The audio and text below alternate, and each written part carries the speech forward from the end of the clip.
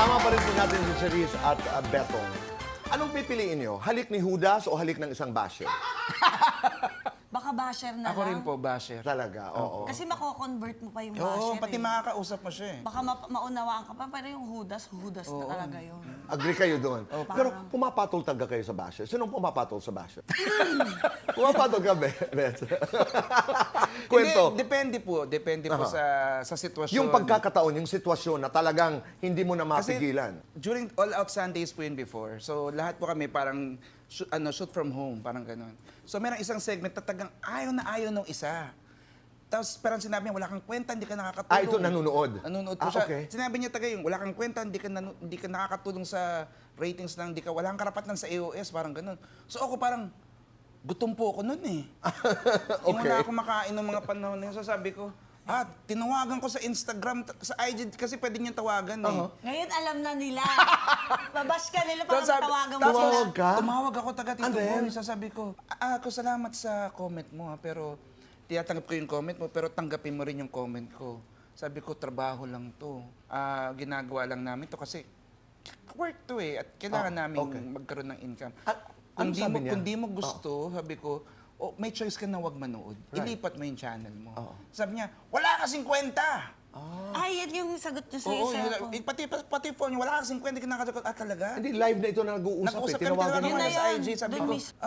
pero bago ko po siya tinawagan, binasa ko na meron kami mga previous messages Convo. po Okay, na convo. nagpapa-video greet siya sa akin.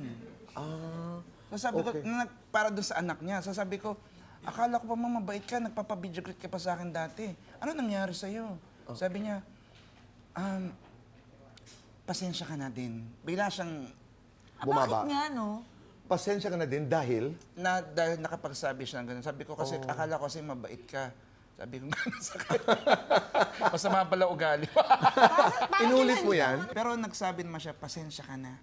Okay. Oo, gusto ko lang din kasing sabihin yung Nararamdaman ko. Oh, pero okay lang naman sabihin mo, pero siguro medyo subtle. Yeah, may pamamaraan. May pamamaraan. Na hindi ka masyado makakasakit, di ba? Ikaw, Charisse, how do you handle people who do not appreciate you? Yung isa kasi, yung sa anak ko, yung panganay ko.